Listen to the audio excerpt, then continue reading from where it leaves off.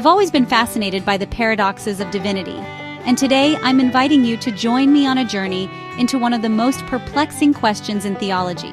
Does God really refuse to forgive Satan and the fallen angels? It's a question that's haunted theologians, philosophers, and believers for centuries, and today we're going to dive deep into this cosmic conundrum.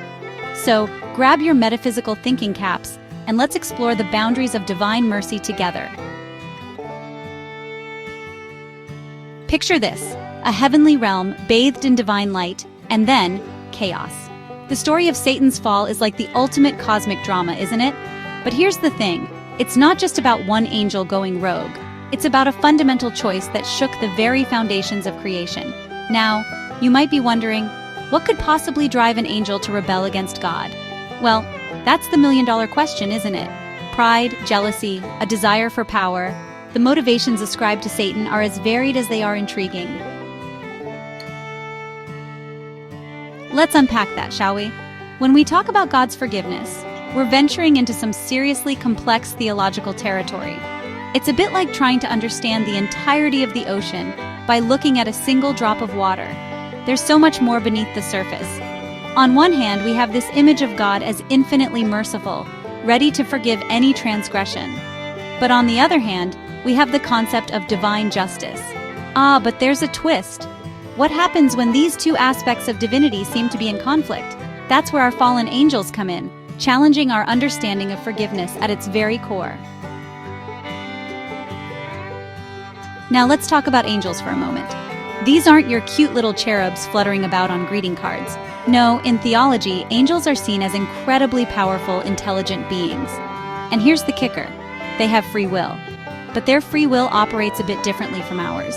You see, when an angel makes a choice, it's not like us humans umming and ahhing over what to have for breakfast. Their choices are absolute, final.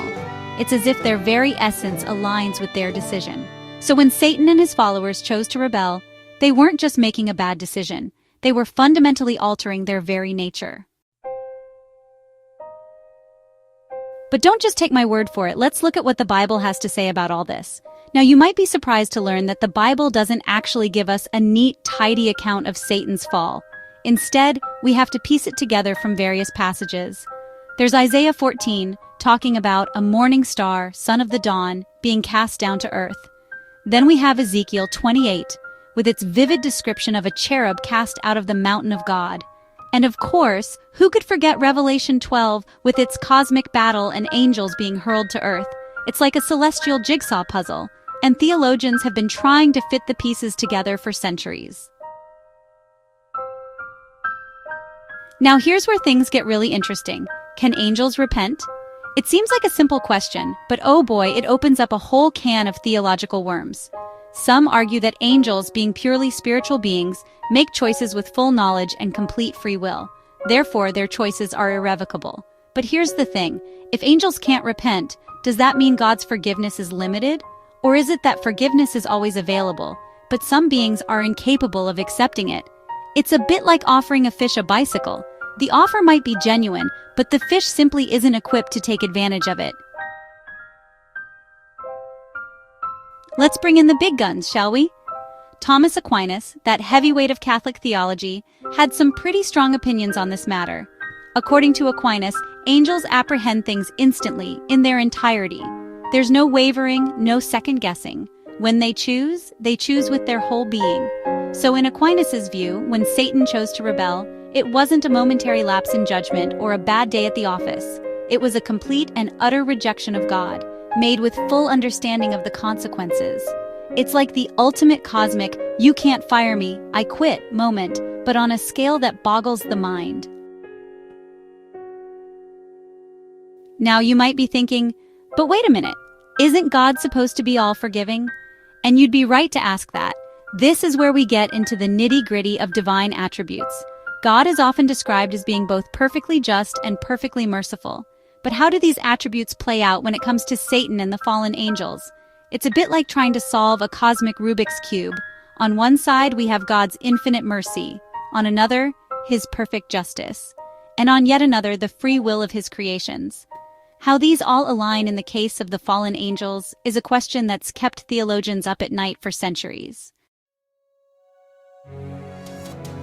And then we have the lake of fire. It's one of the most vivid images in the Bible, isn't it? But what does it really mean? Is it a literal lake of fire, or is it a powerful symbol of something else? Many theologians interpret it as a state of eternal separation from God, the ultimate consequence of rejecting the divine. So, what does all this mean for us mere mortals? Well, it's a stark reminder of the power of choice, isn't it? But it's also a call to reflect on the nature of forgiveness, both divine and human. Perhaps the question isn't just whether God forgives Satan, but what this tells us about the nature of forgiveness itself. And there you have it, folks. A whirlwind tour through one of theology's most perplexing questions. We've dived into the depths of divine justice, soared through the complexities of angelic nature, and grappled with the very essence of forgiveness. But remember, these are deep waters and there's always more to explore. So keep questioning, keep seeking, and who knows, maybe one day we'll unlock the mysteries of the divine. Until then, stay curious, and I'll see you in the next video.